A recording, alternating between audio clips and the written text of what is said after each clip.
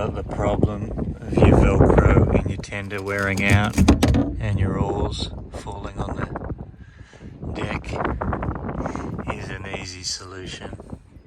Make up these little rope loops with a diamond knot.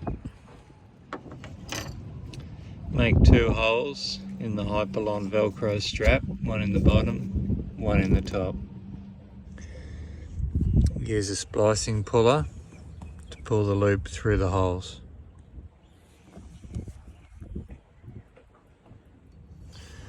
Put the strap that's worn out around the oar.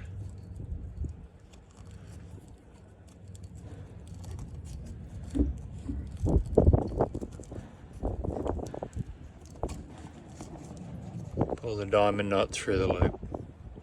Problem solved.